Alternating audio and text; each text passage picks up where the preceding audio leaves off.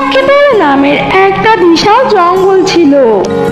সেই জঙ্গলেরই এক গাছে একটা বাড়ি বানিয়ে টোনা ও টুনি থাকতো। টোনা ও টুনি সারাদিন চিঠি করে গান গাইতো। তাদের জীবনে কোনো দুঃখ কষ্ট না থাকলেও তাদের একটাই কষ্ট ছিল, আর সেটা হলো তাদের কোনো সন্তান ছিল না। এই কারণে মাঝে মধ্যেই টুনি টোনাকে বলতো, টোনা তুমি আরো একটা বিয়ে করো, আমি তো বোধহয় কোনোদিনই মা হতে পারবো না, আর তোমার তো কত ইচ্ছে বাবা হবে। এসব কি বলছো তুমি টুনি? আমি তোমাকে ছাড়া আর কোনো মেয়ে পাখির দিকে তাকাই পর্যন্ত না, আর তুমি বলছো আরো একটা বিয়ে করবো একটা সন্তানের জন্য? আমার কোনো সন্তান চাই না, আমি তোমাকে নিয়ে অনেক সুখী আছি। এখন চলো আমরা বাহির থেকে ঘুরে আসি। এই বলে টোনা ও টুনি ঘুরতে চলে যায়। এমন ভাবে টোনা ও টুনির সুখে শান্তিতে জীবন কাটছিল।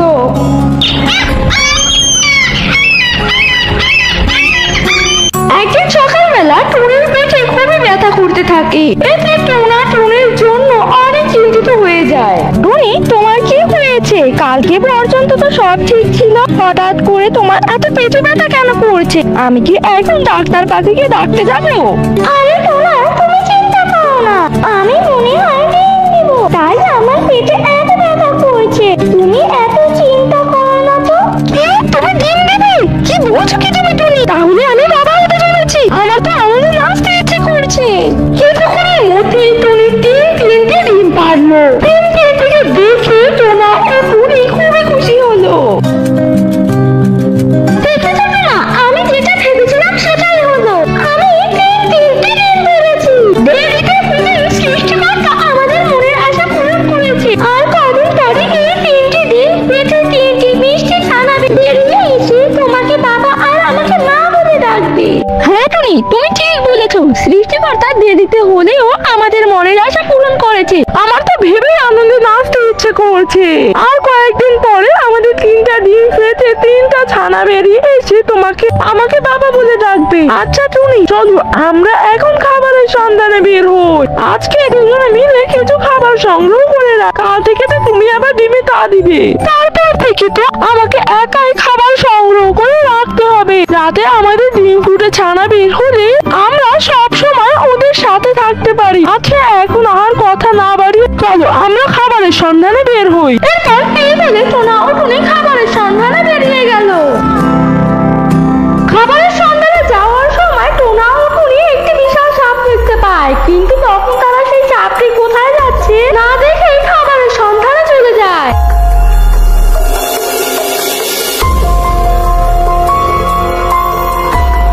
ওদিকে সাপটি জঙ্গলে খাবারের সন্ধান করতে থাকে।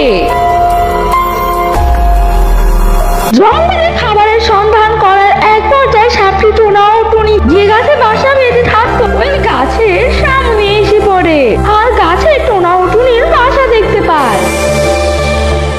আর এরপর সাপটা খাবারের খোঁজে সেই গাছে চড়তে থাকে। গাছে চড়ে সাপটা টোনা ও টুনির বাসায় ঢুকে যায়। সাপটা টোনা ও টুনির বাসা তাদের ডিম দেখতে পেয়ে তাদের ডিমের উপরে হামলে পড়ে।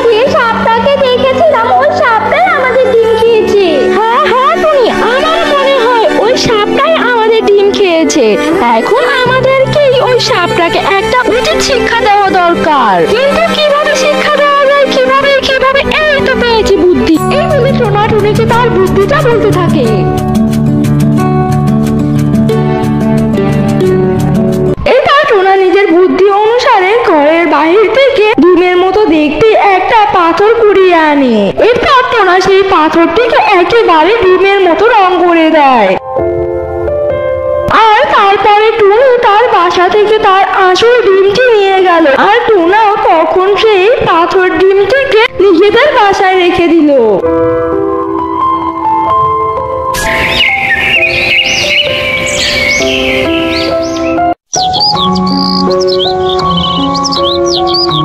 পরের দিন সকালবেলা টুনা ও টুনি নিজেদের বাসা ছেড়ে একটু দূরে গিয়ে একটা গাছের উপরে বসে নিজেদের বাসার উপর নজর রাখতে থাকে।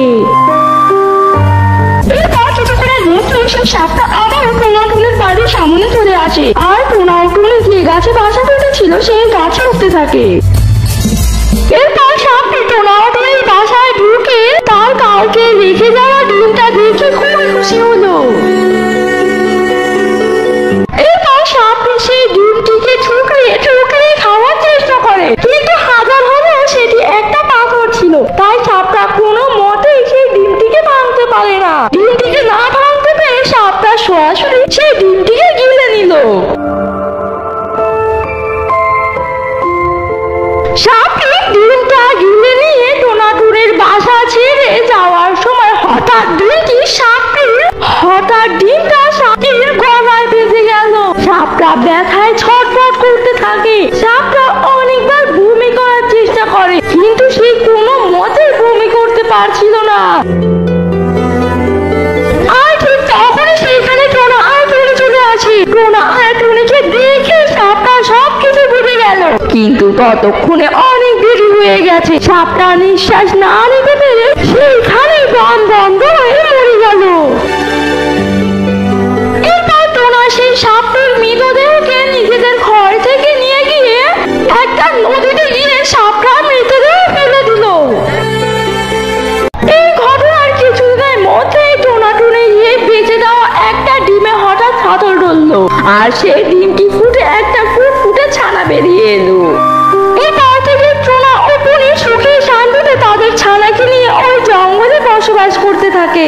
বন্ধুরা, আমাদের আজকের গল্পটা যদি তোমাদের ভালো লেগে থাকে তাহলে ভিডিওটিতে একটু লাইক করে চ্যানেলটিকে সাবস্ক্রাইব করে পাশে থাকা বেল আইকনটি বাজিয়ে দিও। আর গল্পটা কেমন হয়েছে তা কমেন্টে জানাতে ভুলো না কিন্তু। তো দেখা হচ্ছে আরো একটা নতুন ভিডিওতে। ততক্ষণ সবাই ভালো থেকে সুস্থ থেকো। কোনো এক গভীর জঙ্গলে বসবাস করতো এক মিষ্টি টুনটুনি পাখি। সে মিষ্টি টুনটুনি পাখিটা সারাদিন এই জঙ্গলে ও জঙ্গলে ঘুরে বেড়াতো, আর গাছের ডালে বসে মিষ্টি সুরে চি চি করে গান গাইতো। এত কিছুর পরেও টুনটুনি পাখির একটাই দুঃখ ছিল যে তার কোনো ছানাপানা ছিল না। টুনটুনি পাখি যখন দেখতো যে অন্য পাখিরা তাদের ছানাদের সাথে খেলা করছে, তখন এটা দেখে টুনটুনি পাখি আফসোস করে বলতো, সৃষ্টিকর্তা, তুমি যে আমার কপালে কখনো মা হওয়ার লিখে দাওনি। আমার কতদিনের সব মা হওয়া, সেটা বোধহয় আর এই জন্মে পূরণ হবে না।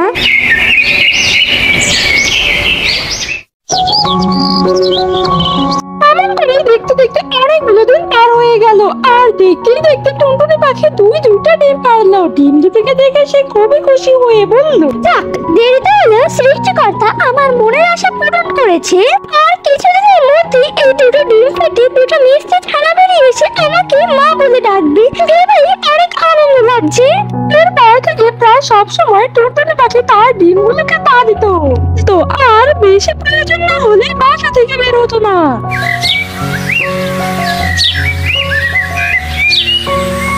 দেখতে দেখতে এমন করে অনেকগুলো দিন পার হয়ে গেল। একদিন সকালবেলা টুনটুনি পাখির খুব খিদে পেলে সে কিছু খাওয়ার জন্য তার ডিমগুলোকে বাসায় রেখে কিছুক্ষণের জন্য বাইরে গেল। টুনটুনি পাখি যাওয়ার কিছুক্ষণের মধ্যেই তার বাসার নিচ দিয়ে একটা বিশাল আকৃতির বিষধর সাপ যাচ্ছিল। হঠাৎ সাপের নজরে পড়লো টুনটুনি পাখির বাসায় থাকা তার ডিমগুলোর উপর। ডিমগুলোকে দেখে সাপের জিভে পানি চলে আসলো, আর তখন সাপটি বলল, আজকে সকাল থেকে না খেয়ে জঙ্গলে ঘুরে বেড়াচ্ছি, এখন এই গাছের বাসায় থাকা ডিমগুলো খেয়ে আমার পেট ভরাবো। তখন সাপটা পাশে থাকা একটা গাছের লাঠির সাহায্যে টুনটুনি পাখির বাসার সামনে এসে পড়লো। আর সাপটা তখন টুনটুনি পাখির একটি ডিম খেয়ে নিল। আর পরবর্তী ডিমটা যখন এখানে যাবে ঠিক তখনই সেখানে উড়তে উড়তে টুনটুনি পাখি চলে আসে। আর টুনটুনি পাখি যখন দেখে দিয়ে সাপটা তার একটি ডিম খেয়ে নিয়েছে তখন সে রেগে গিয়ে সাপের উপর আক্রমণ করে দিল। তোকে ছাড়বো না আমি শয়তান, তুই আমার কত সারা ডিম খেয়ে নিয়েছিস, তোকে আমি আজকে শেষ করে দেবো। এই শুনে সাপটা তখন ধাক্কা দিয়ে টুনটুনি পাখিকে সরিয়ে দিল আর বলল, হা হা হা হা হা, তোর মতো ছোট পাখি কিনা আমাকে মারবে? আমি ভাবছি, কিন্তু তুই যেহেতু আমার উপর আক্রমণ করেছিস তাই এখন এর শাস্তি তোকে পেতে হবে। এখন তোর ডিমের সাথে আমি তোকেও খাবো। এরপর সাপটা টুনটুনি পাখির দিকে ঘুরে আসে। টুনটুনি পাখি তখন আর কোনো উপায় না পেয়ে বাধ্য হয়ে সেখান থেকে পালিয়ে গেল।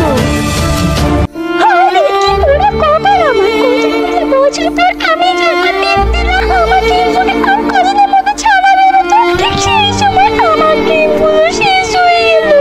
শয়তান সাপটা আমার ডিমগুলো শেষ করে দিল। সৃষ্টিকর্তা আমার সাথে কেন এমনটা করে? আমাকে এমন কষ্ট দেওয়ার জন্য কি সৃষ্টিকর্তা আমাকে ডিম দিয়েছিল? টুনটুনি পাখি যখন এইসব বলে কান্না করছিল ঠিক তখনই ঘটে এক আশ্চর্য ঘটনা। হঠাৎ সেখানে এক জাদুর আলোর মাধ্যমে এক পরী এসে উপস্থিত হলো।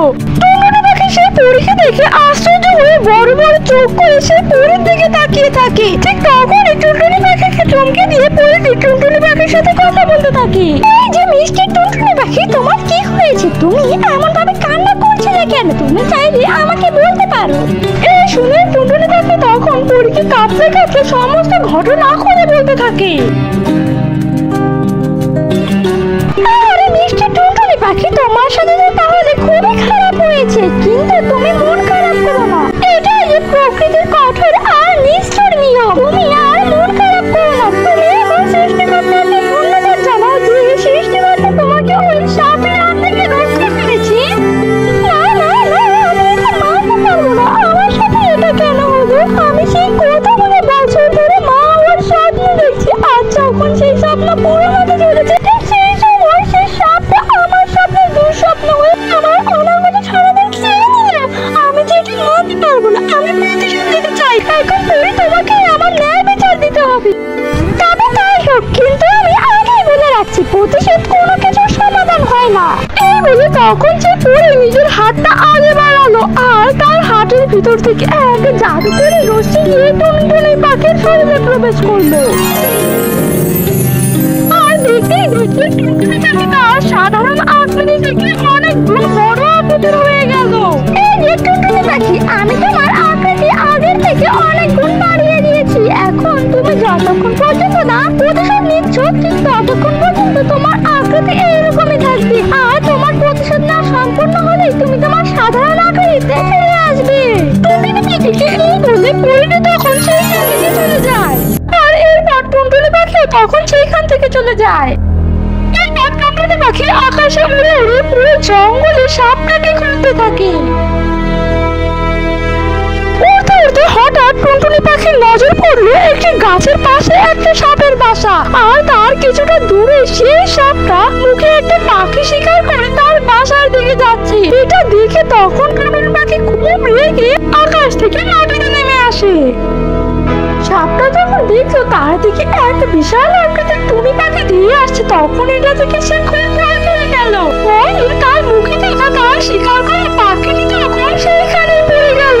আরে বাবা রে, তুই তো সেই টুনটুনি পাখিটা আজকে সকালে যা ডিম খেয়েছিলাম আমি। তোর আকৃতি এত বড় হলো কিভাবে? তুই আমাকে ছেড়ে দিয়ে আমার কোনো ক্ষতি করিস না। ছেড়ে দেবো? আর তোকে শুনে হাসি পাচ্ছে। মনে আছে আজকে সকালে তুই আমার ডিম খেয়েছিলিস আর আমার বলেছিলিস যে আমাকে আমার ডিমের সাথে খাবি। এখন দেখা যাক কে কাকে খায়। না না টুনটুনি পাখি, তুই আমার কোনো ক্ষতি করিস না। আমার যে ছোট ছোট দুটো সাপটাকে সাপটা সম্পূর্ণ কথা না বলতে দিয়ে টুনটুনি পাখি সাপটাকে অনবরত ঠোকরাতে থাকে। একটা যায় সাপটার ধর থেকে মুন্ড আলাদা হয়ে যায়। সাপটাকে মেরে ফেলার পর টুনটুনি পাখি যখনই সেইখান থেকে চলে যাবে ঠিক তখনই টুনটুনি পাখির নজর পড়লো সাপের বাসার দিকে। সেখানে সে দেখতে পেল সাপের দুটো ছোট ছানা সাপকে মৃতদেহ দেখে মামা করে কান্না করছে। এটা দেখে তখন টুনটুনি পাখি বুঝতে পারলো যে সে রাগের বশে কত বড় ভুল করে ফেলেছে। সে তার তার ছানাদের মৃত্যুর প্রতিশোধ নিতে গিয়েছে অন্যের ছানাদের কাছ থেকে তাদের মাকে কেড়ে নিয়েছে। এটা দেখে তখন টুনটুনি পাখি অনেক আফসোস করতে থাকে। হায় হায়, আমি কি করলাম? প্রতিশোধের জন্য আমি একেবারে অন্য হয়ে গিয়েছি। আমার ছানাদের মৃত্যুর প্রতিশোধ নিতে গিয়ে অন্যের ছানাদের কাছ থেকে যে আমি তাদের মাকে কেড়ে নিয়েছি। এখন আমাকে আমার পাপের প্রায়শ্চিত্ত করতে হবে। আজ থেকে আমি এই ছানাদের মা। বলতে বলতে টুনটুনি পাখি তার স্বাভাবিক আকৃতিতে ফিরে আসে। এই ঘটনার পর থেকে টুনটুনি পাখি সেই সাপের ছানাদেরকে নিজের ছানাদের মতো করে লালন পালন করতে থাকে।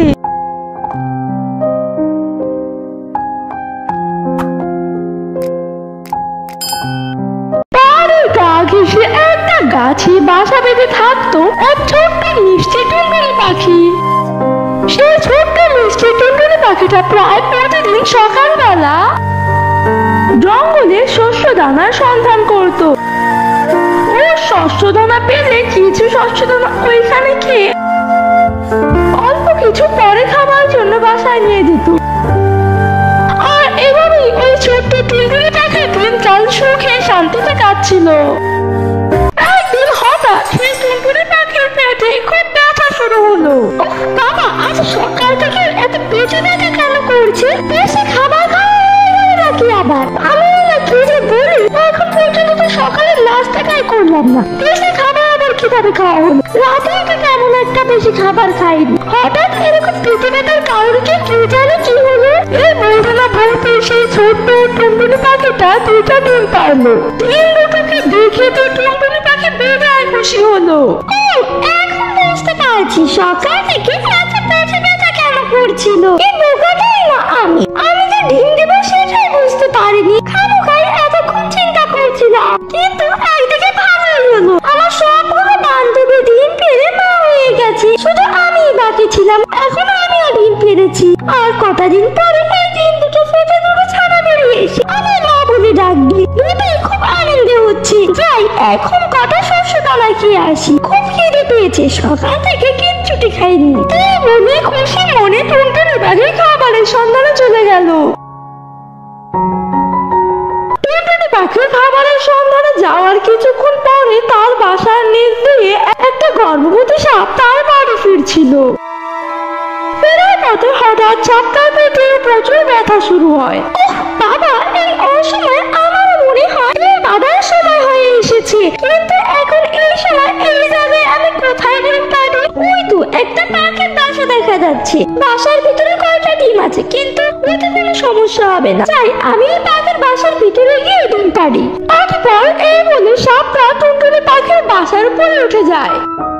বাসার উপরে ওঠার সাথে সাথে সাপটা একটা ডিম পারলো। ডিমটা দেখে সাপটাও টুনটুনি পাখির মতো খুব খুশি হলো। যাক, নিরাপদ ভাবে তাহলে ডিমটা পারতে পারলাম। এখন তাড়াতাড়ি আমার ডিমটাকে আমার লেজে পেঁচিয়ে নিয়ে যাই।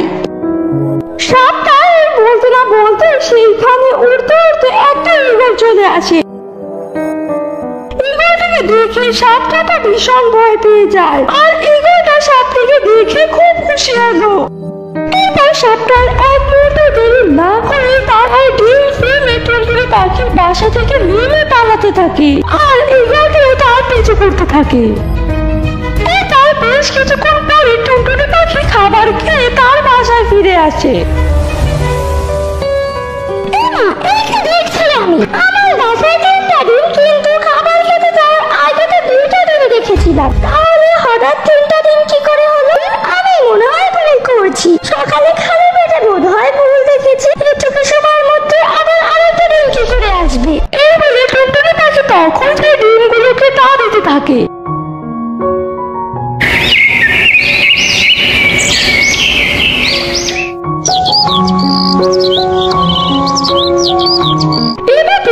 সপ্তাহের মতো পার হয়ে যায়। টুনটুনি পাখি দুইটা ডিম ফেটে দুইটা মিষ্টি ছানা বেরিয়ে আসে, যা দেখে টুনটুনি পাখি খুব খুশি হলো। কিন্তু 3 নাম্বার ডিম অর্থাৎ সেই সাপের ডিমটা তখনও আগের মতো। এই দেখে টুনটুনি পাখি বেশ চিন্তিত হয়ে যায়। পরক্ষণে এই ডিমটা ফেটে যায় আর ওর ভিতর থেকে একটা সাপের ছানা বেরিয়ে আসে, যা দেখে টুনটুনি পাখি আশ্চর্য হয়ে যায়। হায় ঈশ্বর, আমি কি দেখছি? সাপ! আমার ডিম ফুটে শেষমেশ সাপ বেরিয়ে এলো। কি দেখছি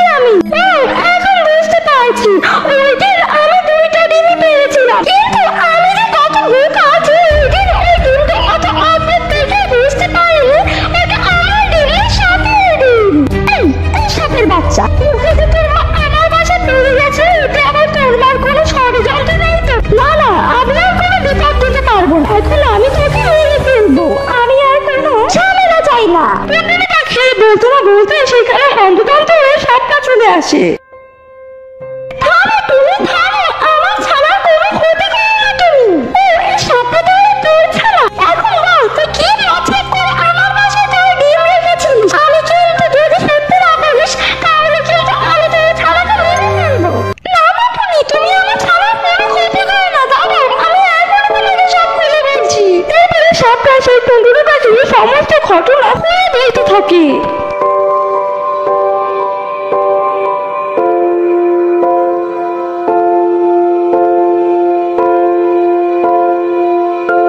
এরপর সবকিছু শুনে টুনটুনি পাখি নিজের ভুলটা বুঝতে পারলো। এরপর সে সাপের কাছে ক্ষমা চেয়ে বলল, সাপ, তুমি আমাকে ক্ষমা করো। আমি এতক্ষণ রাগের মাথায় তোমাকে অনেক গল্প কথা শুনিয়েছি। তুমি একটু অপেক্ষা করো, আমি এখনই তোমার ছানাকে তোমার কাছে ফিরিয়ে দিচ্ছি। এরপরে টুনটুনি পাখি তখন সাপের ছানাটিকে সাপের কাছে ফিরিয়ে দিল। আর সেই ছানাটি এরপর তার মাকে দেখে তার মায়ের দিকে এগিয়ে গেল। আর সাপটি তখন সেই ছানাটিকে দেখে তাকে আদর করলো। এরপর সাপটি এবং সাপের ছানাটি, এরপর সাপ ও সাপের ছানা টুনটুনি পাখিকে অনেক অনেক ধন্যবাদ দিয়ে সেইখান থেকে চলে গেল। এরপর থেকে টুনটুনি পাখি তার ছানাদেরকে নিয়ে সেই পাহাড়ের চূড়ায় সুখে শান্তিতে বসবাস করতে থাকে। বন্ধুরা, আমাদের আজকের গল্পটি তোমাদের ভালো লেগে থাকলে ভিডিওটিতে একটি লাইক করে চ্যানেলটিকে সাবস্ক্রাইব করে আমাদের সঙ্গে থেকো। দেখা হচ্ছে আরো একটা নতুন গল্পে। ততদিন সবাই ভালো থেকে সুস্থ থেকো।